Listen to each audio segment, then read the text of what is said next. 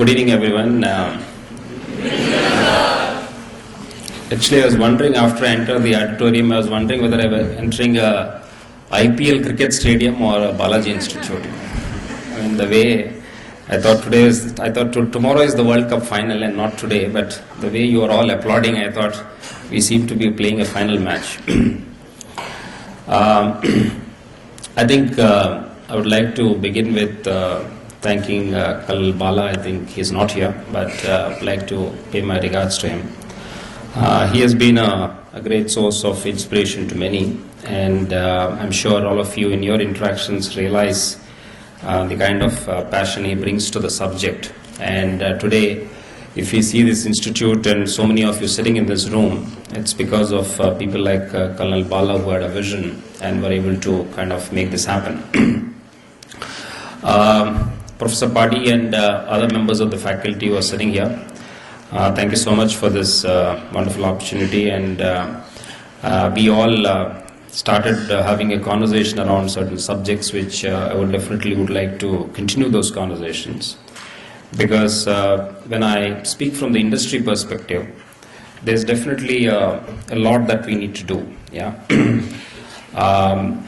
We are the recipients of what you all have as an output in terms of qualified professionals. And I think it's important for practicing managers like me to invest a lot of time and make sure that we develop the new talent. Yeah. If we don't do this, I think we are headed for a shortage issue which is always there. But more important than that, I think we'll end up having people with really not having the clarity in terms of what we should be doing in their professions. Yeah. So while I was driving here, I was actually having a conversation with Krishna, who was with me. And I was asking him what would be the set of expectations from all of you who are spending on a Saturday and that too at 6:30 in the evening wanting to listen to me. And I was trying to understand what you really want me to speak. Krishna's points have been in terms of what's happening in the industry and the downturn, as well as the impact that it has on the employment opportunities. People are confused in terms of which subjects to select or specializations to kind of pursue. So these were some of the questions that he raised. I believe they are very valid questions, and I not long back, sometime in 1987, I was sitting where you are all sitting in Tata Institute and starting my MBA program there, and I also had the same set of questions. But I think what I would like to also share in addition to some of those points is that I think as you are all just about to begin your professional qualification after your graduation days, I think it's important for you all to understand as to what you want to pursue and what's your vision for yourself. Because standing here, I can tell you this much, that in 1987, when I joined TISS, just 1 year before that, I was also lost in terms of what I should do with myself.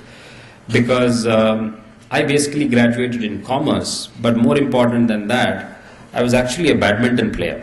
Yeah.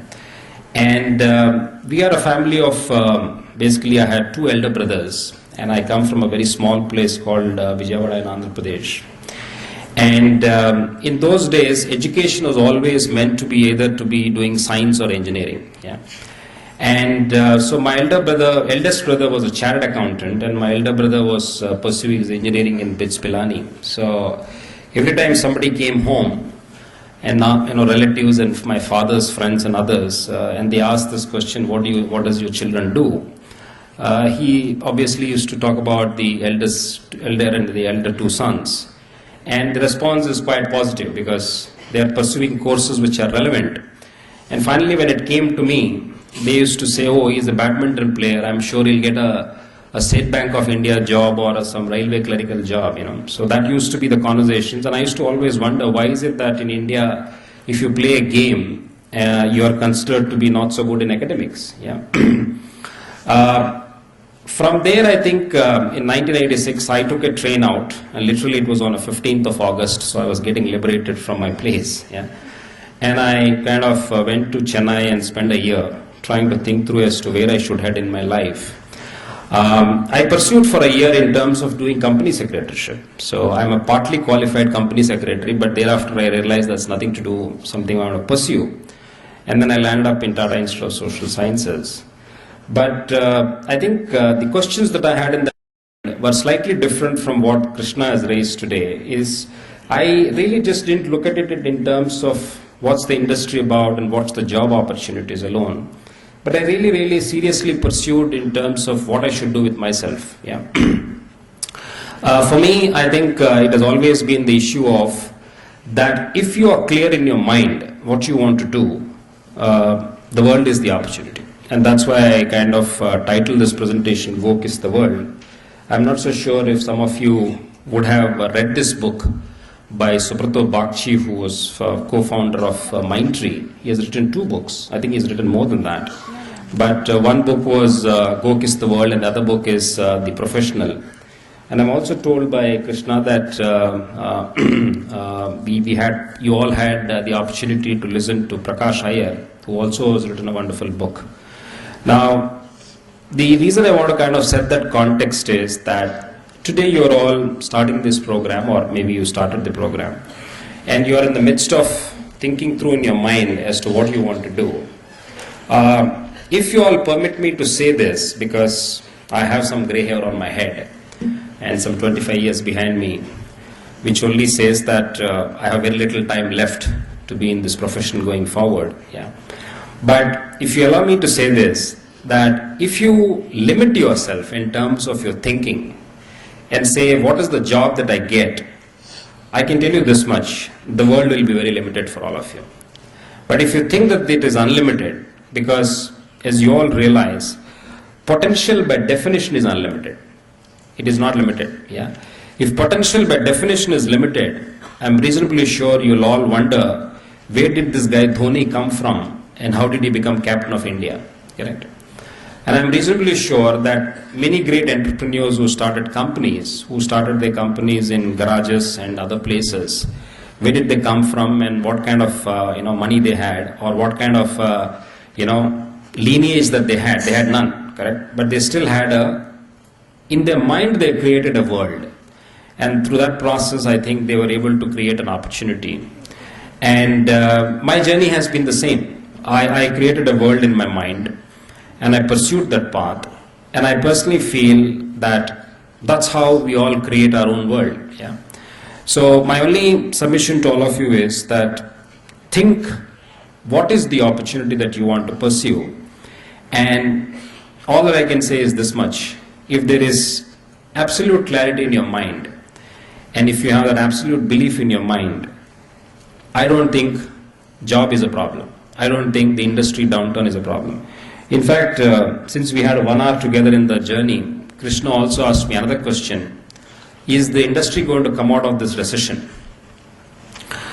Let me all tell you one thing, that industry will continue to ride the kind of growths that we have seen in the past, because obviously the world is coming out of recession. The 2008 crash was a big crash, but I think many a times what happens is that it gets a bit subdued because the governments all over the world and the World Bank and others would obviously want to mitigate that and make some band-aid arrangements that go on. And those in turn results in us to believe that the problem is not deep. The problem is really deep. Yeah. And because the problem is so deep, it takes a long time to come out of that problem. And that's the reason why even after 5 years, we still see the remnants of that problem. And I believe that it will take another couple of years to come out of it. But I can tell you this much, it will come out of it for certainty. And Indian industry and most of the global industries would rise again. And the reason why it is because until the 2000, the biggest consumer of the world has been Americans. Yeah. All that got produced in the world went into US, and US was the biggest consumer of the whole world production. Yeah. So just imagine what got produced in China, and I spent a lot of time in China to tell you all this, and I'm sure some of you would have visited China. The amount of manufacturing that happens in China it is unbelievable. Yeah, and I was in in a telecom businesses earlier, and I spent time visiting manufacturing facilities in Shenzhen. The kind of facility that they have, our big companies like Tisco and all will look like a probably 1/100th of the capacity that they have. Yeah. So given that kind of a size and scale and the kind of production that they've made, where did this all go?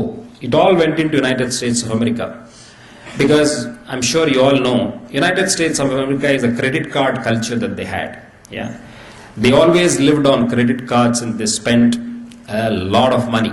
Yeah, there is this word called garage sale. I'm sure some of you would have heard about this, and sometimes you yourself would have done this. Yeah, the reason why it happens is that in the United States, people just keep buying, and all that finally ends up in garage.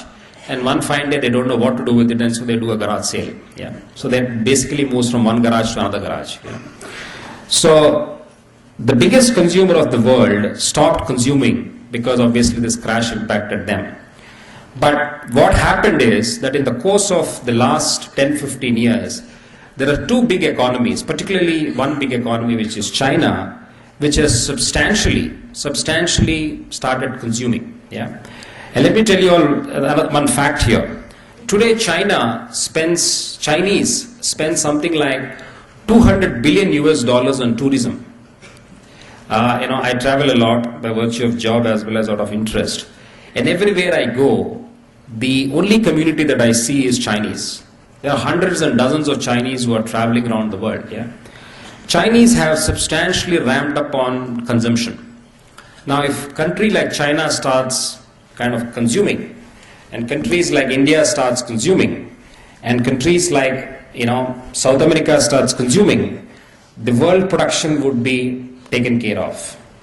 And today those economies have come to a size and scale that it will bound to happen, and that's the reason why you would see that America is no more the destination of consumption. The consumption is now very well spread out, and I genuinely believe that you all, once some of you are in year 2 and some of you are in year 1, when you all graduate, and in the next couple of years, you will definitely see a upward trend happening. Yeah, I don't know where I would be, but definitely, I would like you all to remember this, that world economy is going to come back, and it's going to come back in good times, and I'm sure there will be opportunities for each of you to create your world, and therefore you'll be able to kiss the world. Yeah.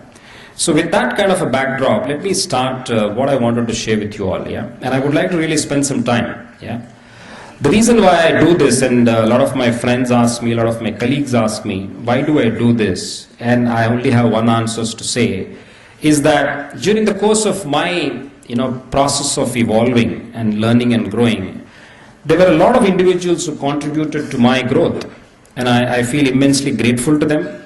I feel immensely gratified by the kind of investment of time that they did. And that's exactly what I would like to do, because if I don't invest my time, I would not be able to give back what I really got through this process of being in this career and the kind of gains that I had. And therefore my purpose of being with you all is to share and really share, and seriously talk about certain things, and really earnestly appeal to all of you to think about this seriously. I leave it to all of you, because at the end of the day, you are the master of yourself. Whatever I say can reach your hearts or doesn't reach your hearts.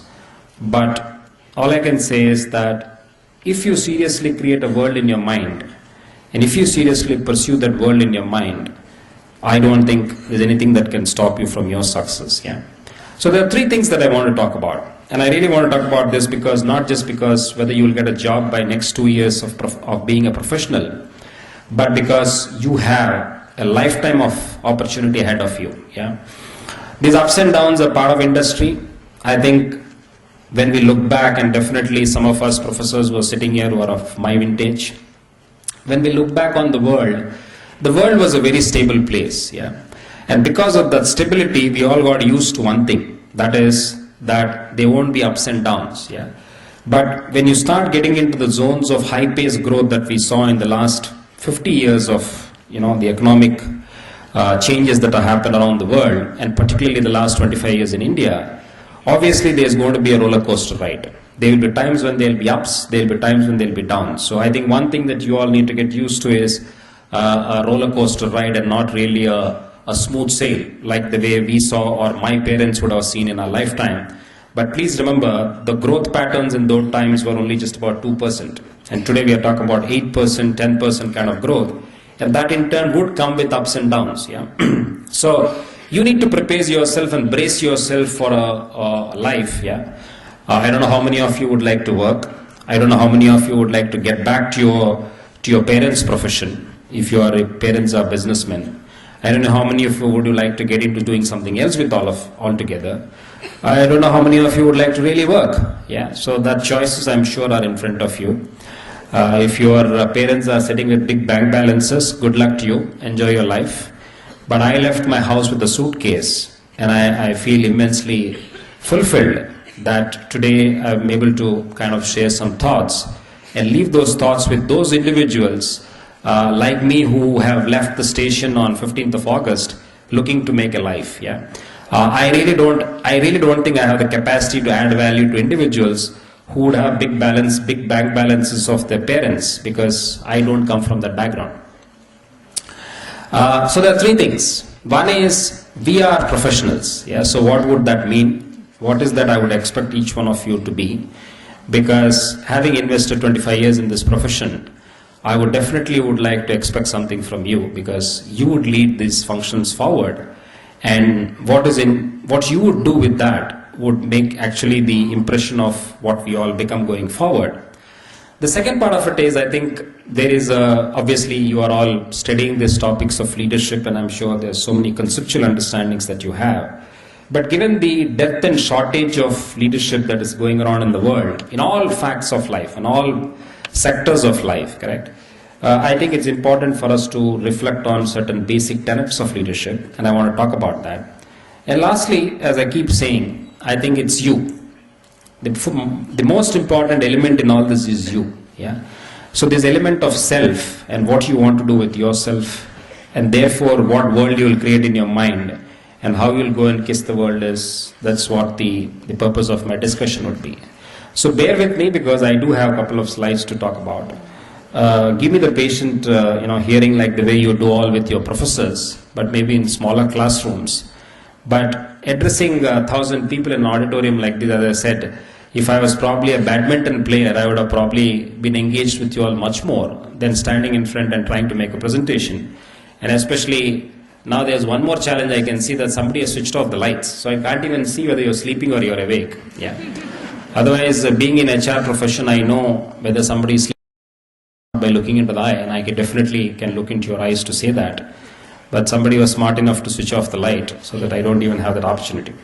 So whichever corner you are sitting and whichever stage of your physical condition you are in, bear with me for the next half an hour to 45 minutes, because I came here to share some thoughts, and I wanted to share those thoughts with deep sense of gratitude, and also with speaking from my heart, because you are all very important to me, because you are the future, and the way this world will unfold is substantially in your hands. Yeah, I would retire, and I would probably be at the receiving end of what you do with the world. Yeah, and if the world becomes more turbulent, more turmoil prevails, I would definitely be in the receiving end of that world.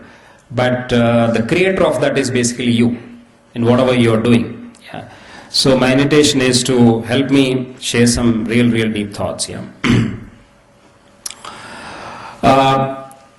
In fact, I did come here last year, and I did speak about certain things in terms of future of work, and I've been kind of thinking through this all the time. Yeah.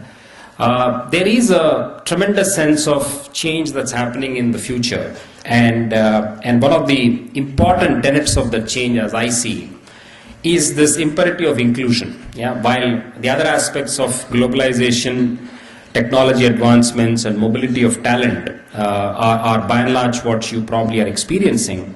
But one thing definitely I want to share with you all is there is a very high degree of need of organizations, of people to want to be included in growth. Yeah. So I'm sure you all have seen the Arab Spring, what happened in the Middle East. I'm sure you all have seen what's happening in different parts of the world because of the economic challenges as to how people are revolting. Yeah.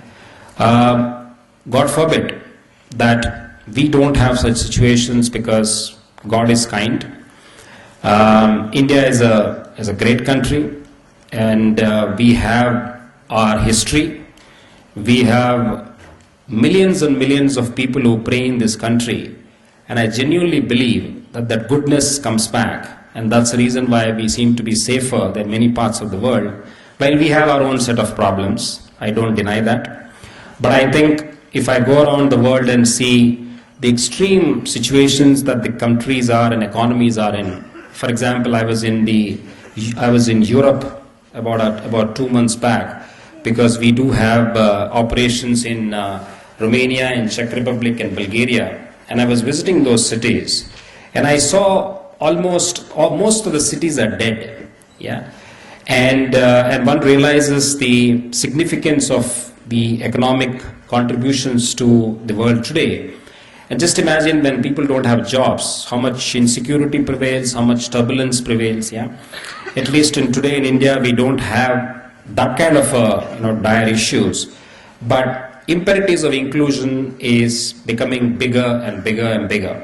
And I think I want you all to reflect upon this. When you all take responsible positions, and I'm sure you'll all, yeah, constantly think of what you should do to include people both in the process of decision making and in the larger goodness. Yeah, this whole business of what I, me, myself is something which I'm sure you are all youthful, you're all raring to go and change the world, but all that is leading to these issues that we see around the world when people are becoming desperate. And my sincere invitation to each one of you is, think of what you will do to make that inclusion happen, including for yourself. Yeah. So that is the biggest essence of future that I can see. If we correct it, there will be so much of happiness. If we don't correct it, there will be so much of turbulence. Yeah. And that, I think, is the important issue that you all need to confront with. Yeah. The second part of it is that there is a huge global mobility of talent that's happening. But there is also reversals. Countries are coming down heavily because of the economic downturns. Yeah. So your ability to market yourself globally would be a challenge all the time. But there are individuals who do that well. My invitation to you is to understand who are these individuals and how do they do that they become a global talent opportunity that exists, and how they tap into it, as opposed to just being in India. Because the world is the marketplace. The opportunities, the globe is the opportunity. Yeah. So how do you want to pursue those global opportunities? Again, my invitation is to observe those people who do well. People who come and talk to you all here are, I'm sure, people who are doing extremely well in their careers. My invitation to you all of is to kind of understand, I mean, today everything is available on the web. Yeah. So you should do a lot of web research, secondary research before doing any primary research, to understand what these individuals have done in their careers. And you will find a lot of answers there, so that you can embrace that in your careers. Yeah. The second part of it is, which I would like to really leave some thought with all of you, is there is, if you look at some of these competencies here, you would see that they are not some of the standard competencies that we all went through in our journey. And definitely I went through a very different set of competencies in my life. Yeah. But I think today the kind of competencies that are being substantially demanded of people like you, and will continue to be demanded, most of it from you, would be some of these. Yeah. But I would like to really touch upon one part, which is about the aspect of uncertainty. Yeah. I think, as I just talked about it a little while ago, the uncertainty in the world is just going by leaps and bounds. And it's important for you all to understand how to manage uncertainty, how to cope with uncertainty. Yeah. Again, when you study these individuals who are successful, you will find a lot of answers. One thing I would like to ask you all to do, if you already do it, I would really be happy to hear that. One thing I would always want you to do is, or two things that I always want you to do, is have a mentor in life. Yeah, that doesn't mean that you need to have somebody in front of you. I mean, we all have grown up with this story called Ekalavya story, correct? I'm sure some of you know. Ekalavya did not have a mentor in front of him, but he created a mentor in his mind.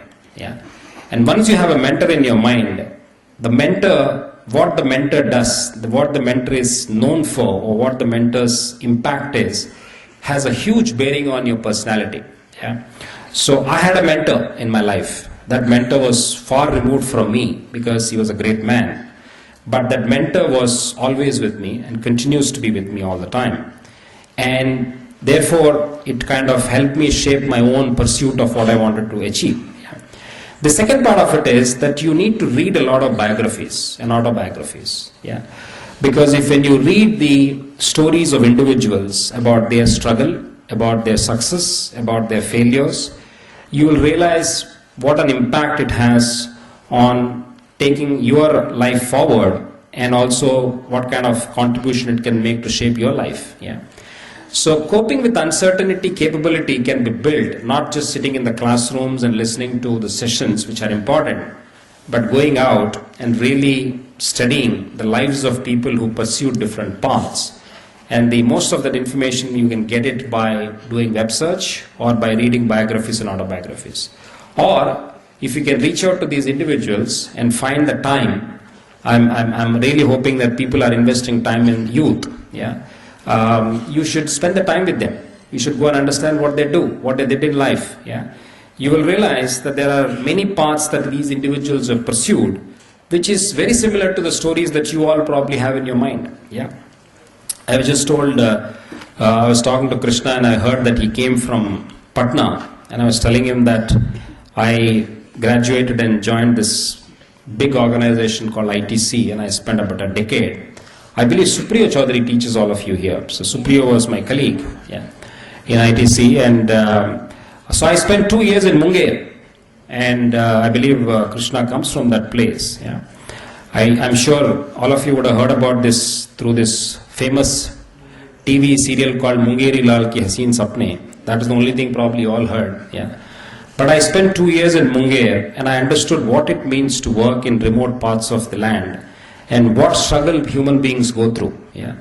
That had a huge impact on my understanding of our struggles of life. Yeah.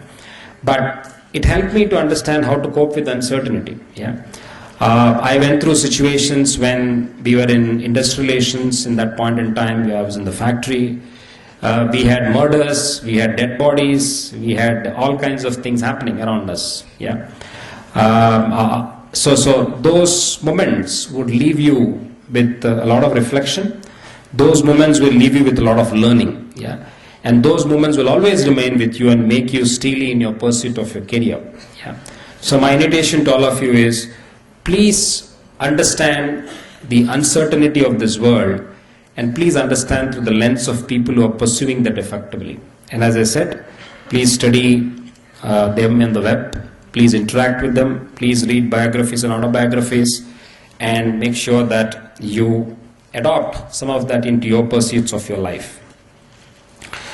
Moving on, I would like to talk about one area which I'm particularly fond of, and that again helped me to hold myself in good stead. Yeah? Many a times, most of the education has always been in terms of finding the answers. Yeah, it's about going in pursuit of discovering what we know or what we don't know. Yeah, and therefore our ability to find answers has always been the pursuit of our education. But I think one thing which I see in the world of business, and that's when I see the difference between individuals who are not strategic and individuals who are strategic. And by the way, this word strategic is a very big word, but to me it's very simple. To me, strategic is all about the hypothesis that you form in your mind and the questions that you ask to discover the right answers. Yeah. So it's not about answers, it's about the right questions. Yeah. And my invitation to all of you is, start investing time in formulating questions in your mind as opposed to finding answers alone. Yeah. When you start finding questions in your mind coming through, you will start finding a lot of patterns that you are able to connect in the world of the industry. Yeah. So therefore, patterns would be the things that you need to spot. Sorry, they lose presentation. Yeah. So patterns would be the issues that you need to kind of in some sense. Yeah. Thank you. So patterns are some things which you need to figure out, because without patterns in your mind, because there's so much happening, yeah, there's so much of data, there's so much of trending that is there that's happening in the world, and unless you are able to spot those patterns in your mind and connect the dots, the chances are that you'll always pursue the beaten path. Yeah. The biggest difference today that we'll all look forward to in professionals going forward is not just the beaten path alone, but also the path of unbeaten paths, where you are trying to find answers to unknown, unresolved issues, and therefore it's all about finding solutions. Yeah. So moving from what you know to what you know you don't know, most importantly to move into the realm of what you don't know. Yeah. And that's where, as we all realize, that's where innovation happens, that's where breakthroughs happen, and that's where a lot of change happens. Now, this might look like a bit of a conceptual talk to all of you, and if you all walked into this room and saying that, what job do I get and how do I go through this downturn, and what is Mohan trying to talk about this, what you know you don't know. Let me tell you all this issue, that if you are able to constantly grapple in your mind a series of questions in your mind, I think in your career, from time to time when you're confronted with bigger challenges, these questions would naturally come to you. Yeah.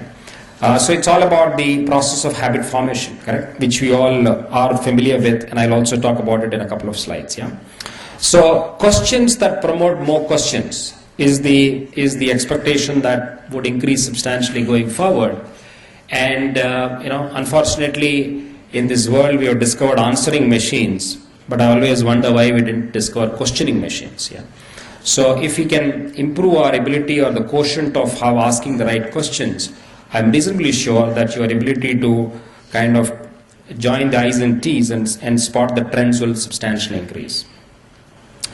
The other thing that I want to talk about is, this is where again, in my own understanding of people who are effective and people who are not so effective, what they have done and what they do. So when I study effective people, and I constantly keep looking at people and keep studying them, yeah, in my own ways, there are two processes that individuals will follow. Yeah. One is playing to win, and the other is playing to avoid losing. Yeah. Now, as we see that in the world of cricket, I'm a big cricket fan. Yeah. One of the things that we see is that as the number of days of cricket is coming down, it is imperative for people to move from playing to avoid losing to playing to win. Yeah. So in good olden days, again, I'm not so sure how many of you kind of ever watched a test cricket anymore. Yeah. In good olden days, it always used to be most often playing avoid losing. So playing to a draw or avoid losing used to be the biggest focus. Yeah. Because you had time at your disposal. But today's time with the 2020, you have no choice, either you win or you lose, correct? So that kind of a compulsion is there. But the teams which demonstrate a high degree of winning, or individuals who demonstrate a high degree of winning, are people who are playing to win. And what does that mean? Let me explain to you.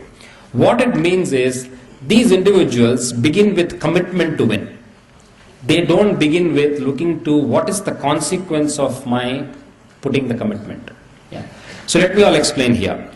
If you start your post-graduation process here with the understanding of, after my 2 years of hard work, what job would I get, and you are discretionally putting only that much of commitment, I can tell you this much. Instead of asking you all to go kiss the world, I can tell you all, go kiss a goodbye to your careers, because you are basically limiting yourself. Yeah. So don't start with what do I give to what do I get, as opposed to what do I give to make sure that my commitment is always there, and therefore it implies what kind of choices I make to what kind of consequences will come through. So which side of the journey you want to begin? You want to begin with first think of the consequence, or first think of commitment. Yeah.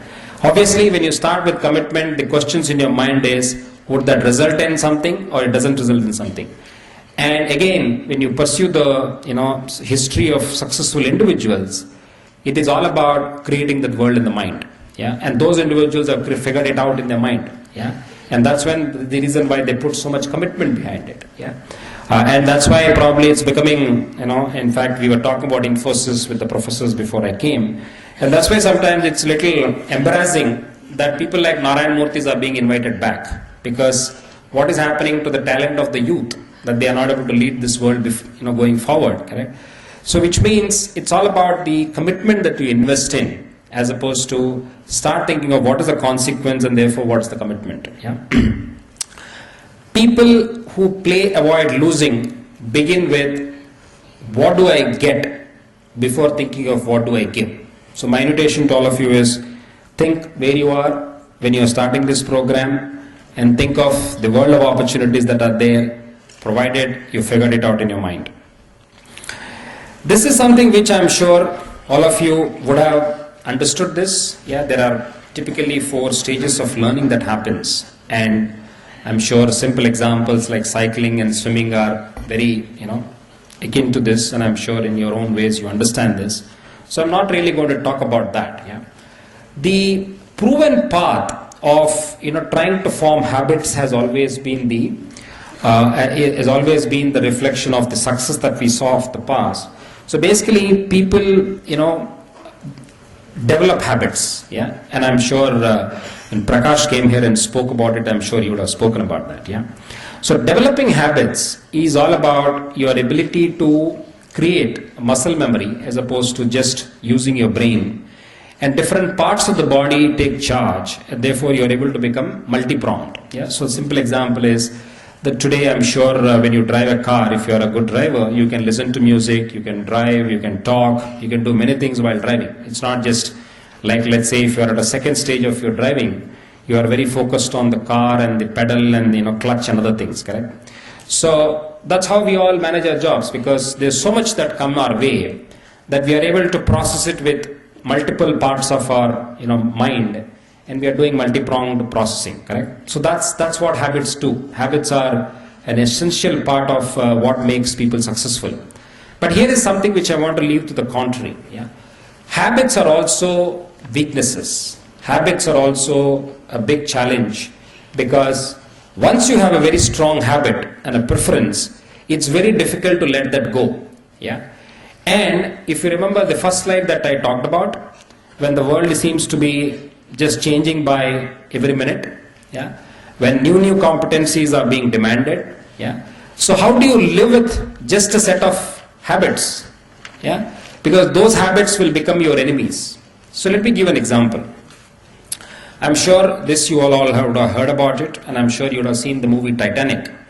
And so when Titanic was built, the biggest USP of Titanic was its propeller, because it was moving from Europe to New York, and it was supposed to go at a particular speed and therefore reduce the time of travel. Yeah. And what the legend says is that when the ship met with the accident and started sinking, somebody was not able to switch off the propeller, because obviously it was an accident and nobody had the time to switch off the propeller.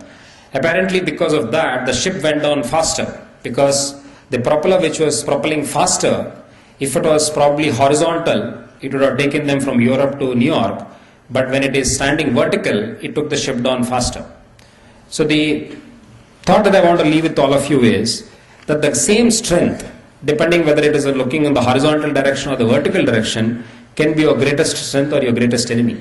Yeah. And by virtue of that propelling faster, I believe many more people died than could have probably been saved. Yeah. So habits are absolutely essential, but please be guarded that these habits can also become your weaknesses if you don't change them, or if you don't manage the change that's happening around you. Yeah. So you'll always have these habits, because by design we all form habits. That's how our brain works. I'm sure you all would have understood this, that there is deep down there is a reptilian part of our brain, and that brain controls certain functions which you don't control. So for example, the reason why God did not allow us to control breathing is because if you forgot breathing, we would have died. Yeah. So God took it to a level in the brain that it controlled itself. Yeah. So those are the ways and means of our ability to work in organizations, when we strengthen our ability to take decisions faster because we are processing more information, because we are forming habits. But God forbid if those habits are outdated. God forbid if those habits are not relevant anymore, you'd be finding yourself, tapering out on your careers. Yeah. So as much as you build your habits, it's also important for you to challenge yourself in terms of whether those habits are relevant at that particular point in time. Yeah.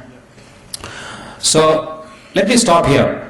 Some people are feeling sleepy. Some people are wondering what's going on. Yeah. Some people are still wondering what's coming your way. Yeah. So, maybe it would be good for all of you to just wake up and smell some coffee here. Yeah.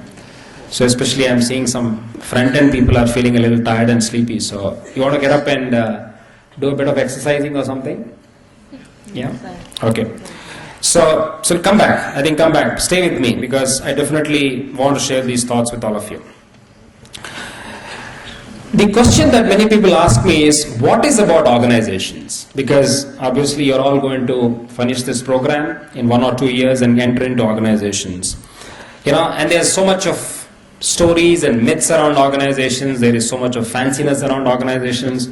There are millions of books written about organizations. So organizations become a dream houses for us to go and belong to. Yeah, and jobs become those fulfilling activities for all of us where we end up spending a lot part of our lives. Yeah, but organizations are simply two things.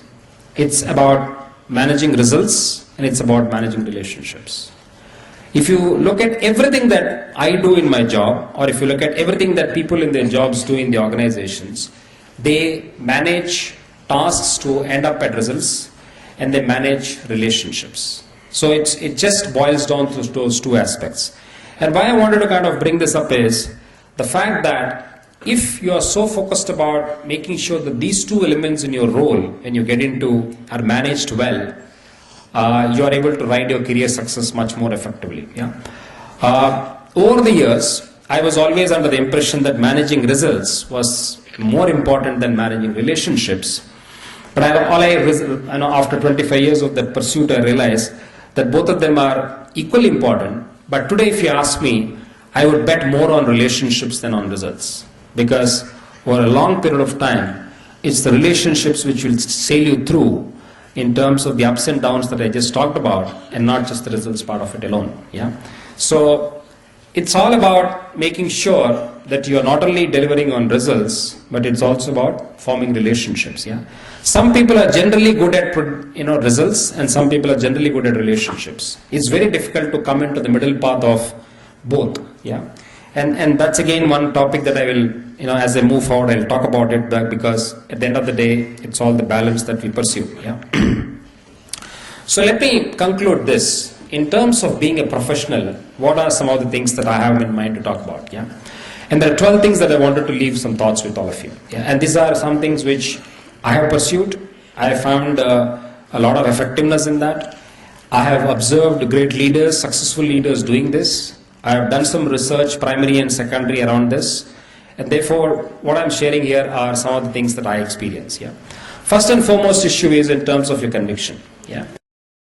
I've seen some people who demonstrate a very strong conviction in their professionalism, and that definitely leads them to being a much better professional and much more successful professional than others. Yeah. Sometimes we get a little cowed down. We tend to kind of sidestep when we are confronted with issues. But I think courage of conviction is something which I see is one of the most important tenets of being a great professional. The second part of it is, I think, your ability to dissent. Yeah. So it's not about saying yes to everything, because if you start saying yes to everything, and the point is, what is that you're bringing to the table? So if you do your research, when you go for meetings, when you start preparing yourself, and start practicing this in your own academic pursuit here. Yeah. Dissenting is important because that means you have a point of view. Yeah. And you're expressing that point of view, which is what I talked about as the last point there. Yeah. But at the same time, if you dissent, and let's say there's a decision taken, your ability to commit to that and making sure that you are able to give the same level of commitment despite dissenting, that is what we don't see in people.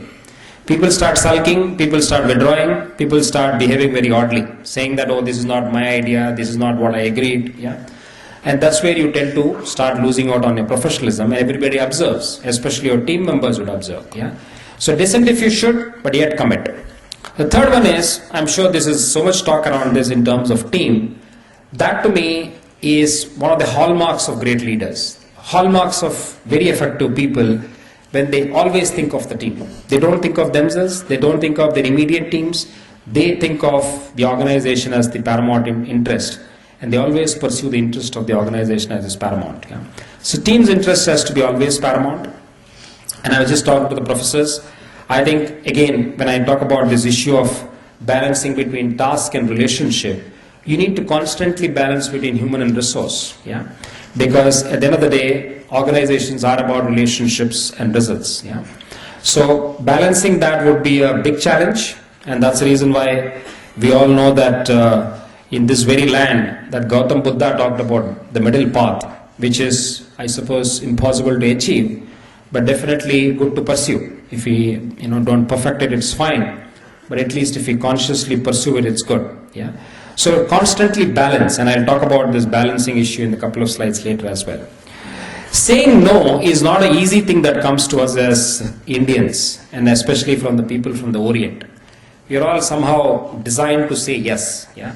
Saying no also contributes substantially to your professionalism, because through that process you are able to think in terms of what you should do, and most importantly what you should not do. Yeah. And when I talk about this whole strategic bent of mine, it is always about not just only what you're doing, but actually saying no to many things that you should not be doing. So for example, when I sit in the leadership team meetings and we formulate a strategy, at the end of the day, we obviously have limited resources, correct? So where do we put those resources to best use is the strategy issue. So for example, right now, we're contemplating of opening a facility in some of the South American geographies that we are exploring. Yeah. We are looking at some mergers and acquisitions that we are pursuing. We are looking at China as an opportunity. Yeah. We are looking at changing our business model. So there are lots of things that are supposed to be done, but at the end of the day, we only have so much time and we only have so much resources. Yeah. So if I don't say no to many things and finally come down through that process of filtering and say yes to few, my ability to being strategically effective is very high. If I end up saying yes to everything, I'll make a mess of everything. Yeah. Because you can't do everything. Yeah. So the point that I want to leave you out of this is, it's only good to be a Superman in a movie. We are not Superman in real world, correct? It's good to kind of have those fancy ideas that we are all Superman, but we are not. And therefore, my experience is human beings can't focus at any given point in time on more than 5 things. That's my experience. That's my, I would say, conclusive experience. So therefore, whenever I speak, I talk about only 5 objectives to pursue, because more than that you just cannot pursue. Yeah, which would mean that for the balance 10 or 15 you are supposed to say no. If you don't say, and for trying to be popular, and if you start saying yes to everything, you end up making a mess of your career. Lastly, it's about expressing a point of view every time. Please come prepared. I'm sure start preparing this in your classes when you go for your projects, when you are pursuing discussion, round tables. Prepare and go and express a point of view. Your ability to communicate is one of the most fundamental issues of building effective careers. And I see a lot of talent coming through the door, but not able to express a point of view, nor are able to communicate effectively. Yeah. When I mean communicating effectively, it's about making sure the other person is able to understand what you're saying, not because you have the best of English or you have best of ideas. Yeah. So expressing a point of view, and this I've seen again working globally, that we as Indians have a problem, because first of all, I see people in the meetings just nodding their head for everything that is being said, and you don't know whether they are saying yes or no, and you finish the meeting and you go back, work doesn't get done, and when you ask them why, they said no, we didn't agree to this. Then my question is, why didn't you say no to it? They just don't know to say no. They don't say no, they don't say yes, so you don't know what it means. Yeah. So People outside India struggle with us because I obviously in my role, in my previous roles, I was dealing with some of these cross-cultural issues. So people from Europe and US, they just don't know how to deal with many of us because they don't know whether we are saying yes or we are saying no. Yeah. And many a times we just throw up a surprise which they are not to, and that makes people frustrated. Yeah. So again, for you all to be more effective, I think it's important to prepare your point of view, think through, and very succinctly express that point of view. The best way to prepare, as I'm sure all of you are aware of this, is this 2-minute lift talk. Yeah. So start preparing. Start standing in front of a mirror and start taking tons of points of view and put it into a 2-minute summation. I can tell you this much: your ability to communication will substantially increase. Yeah. And practice this in front of a mirror. Bathroom is a good place to do that because nobody else is observing. Yeah. So continuing on being a professional, there is this book called 5 Minds of Future, which I will encourage each of you to read. This is written by a great man called Howard Gardner. He's a Harvard professor, and he actually spends a lot of his time on some of the future elements of work and the mind. Yeah. So this book, 5 Minds of a Future, is something which I will encourage you to read. But one thing I want to talk about in that, in these 5 minds of the future, he talks about the minds of creating mind, the analytical mind, the ethical mind, the synthesizing mind. Yeah. So one of the things that I want to talk about is the aspect of synthesis. Yeah. Today, it's so fanciful for people to come to presentations, to come to meetings with a lot of data. And by the way, in fact, I was just talking to professors. We are into today, as you all know, there's something called big data that's happening, and there's a lot of analytics opportunities that are unfolding around the world. So analytics is a big opportunity for the industry, and we are obviously looking at training people and certifying people. My colleague Gunjan, who is sitting here, she has put together a program with IIM Lucknow, and we are driving that, and we are looking at many more opportunities to do that. Yeah. Now, while I'm a big fan on that front, in analytics, and I worked with a lot of consultants. In my previous job, I drove a 1-year project with McKinsey, and I really like the way McKinsey does that, an analysis of data, and comes to help you to take decisions. But I'll just leave one thought here. At the end of the day, all human decisions are about judgments. Irrespective of how much of data that is there in front of us, human decision-making process is a judgment. And the judgment is basically boils down to synthesizing. It's not just about analyzing, it's about synthesizing. Yeah. So if you are in touch with yourself in terms of your awareness, if you are in touch in terms of your understanding of that intuitive capacity that we all carry, and if you are good at analytics, your ability to decision making is substantially far better. Yeah.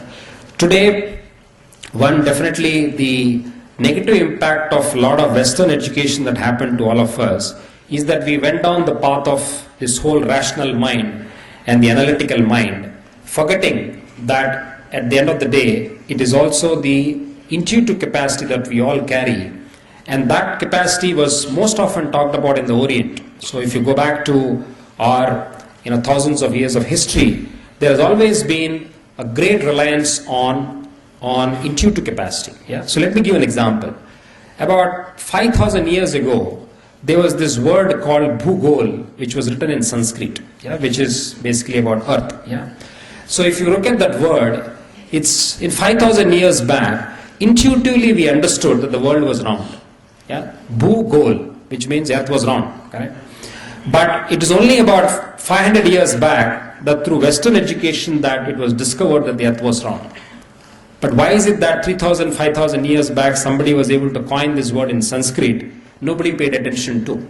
It is because it was intuitively that people were able to project and see the world outside, and that's how we made a lot of discoveries many thousands of years back. Yeah. So being in touch with your intuitive capacity and laden that with the analytics that you do would be I would say, one of the great tenets of being a great professional and successful. And that's what I see great leaders do. So for example, when I worked with some great minds like Sunil or Dr. Modi, or now with my boss Rohit Kapoor, these are all entrepreneurs. So when I kind of work with these people, one of the things I closely observe as to how they take decisions. They look at data, they understand all the analytical point of view and the rational mind and point of view, but they are constantly in touch with that intuitive capacity, and sometimes I get amazed with the way in which those decisions were taken. For example, when I was in Bharti Airtel and I was working with Sunil Mittal on some of the enterprise business opportunities, I could see the way in which he was able to take those decisions irrespective of how the data was showing on the other side. Or for that matter, when I worked with Dr. Modi in SPICE, how these entrepreneurs think. They have that native intelligence in them. And some of you might be coming from business community families. Stay with that, because the native intelligence is very important. Don't just get carried away by this, analytics and analysis and rational mind of mind. Yeah. So synthesis is one thing which I want to leave you all with to think about. The other aspect is in terms of your circle of influence. Yeah. So the one thing that I've definitely seen in our college days, and I went through this education process myself, is I believe there's a lot of time with us. Yeah. And that time is all about how do we spend that time. Yeah. Some people spend that time most often in circle of concern, whereas some people spend the time in circle of influence. Yeah. So my invitation to all of you is start thinking of how to spend your time in areas of circle of influence, because that is what you will be expected when you go into organizations. If you just come to organizations and start throwing up problems and saying this is a problem, that's a problem,